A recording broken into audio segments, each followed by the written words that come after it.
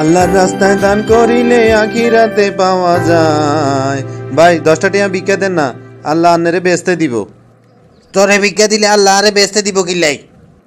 আন্নারে বেচতে দিব, কারণ হইলো আন্নারে দান করবেন হ্যাঁ কথা লাই। বা বা বা বা বা, খুব ভালো খুব ভালো। আই দান করমু, এই জন্য আই বেচতে যামু। আর তুই যে দান নিবি তুই কোনায় যাবি? আরে আল্লাহ দিলে বন্দাকে আটকে রাখতে পারেনি, আল্লাহ দিলে আমিও বেচতে যাবো।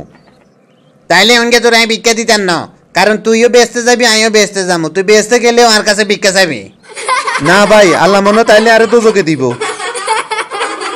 তাইলে তো আরো ভিক্ষা খাইতি না, কারণ আই তোরে টেয়া দি, মানে এখন তোরে ভিক্ষা দি দুজকে আড়াইতাম চাই না। ও ভাই মুঝে মারো, এগুলো হইলো আন্নের ভিক্ষা না দিবার বুদ্ধি। আচ্ছা ভাই, এত বুদ্ধি খাটাই না, শুনেন 2-3 দিন ধরে কিছু খাই না, 10 টাকা ভিক্ষা দেন। আচ্ছা যাও, বুঝাই কইলে যখন কাম হয় না, শুনো আরে মাফ করো, আর কাছে অনকে টেয়া হয়েছে কিছু নাই। দেন না ভাই, দেন দেন দেন, এই গরিবের দোয়া আল্লাহ কবুল করে, আল্লাহ আন্নারে কোটিপতি বানাইবো। ওই শালা ফকির, তোর দোয়া যদি আল্লাহ কবুল করে তাইলে তুই ভিক্ষা করস কিল্লাই? তুই আগে আল্লাহর কাছে 1 কোটি টিয়া চা, তুই 1 কোটি টিয়া নিয়ে আগে বড় লোক হ আল্লাহর কাছে তুন, তারপর তুই আল্লাহ দোয়া করিস। আচ্ছা তুই যেন এত করি ভিক্ষা সরি, তোরে এমনকে ওকে প্রশ্ন করি, প্রশ্নের উত্তর দিতে হইলে আই তোরে ভিক্ষা দমু। তুই কসে বাংলাদেশের জাতীয় পশু কি? বাংলাদেশের জাতীয় পশু আসলে এটা খুব সোজা, বাংলাদেশের জাতীয় পশু হইল মানুষ।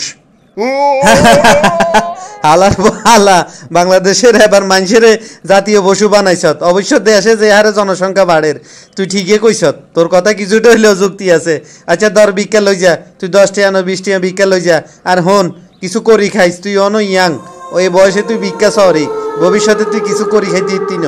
অন যদি ভিক্ষা চাইবার অভ্যাস পুরা করি এলাস, কিছু করি নিজের হাতে করি খাইবি, ইডে আত্মসম্মান বোধ। সবসময় ভিক্ষা চাই আর কদিন খাইবি, মানুষে কয়দিন হরে তোরে ভিক্ষা দিত না। Thanks for watching my video.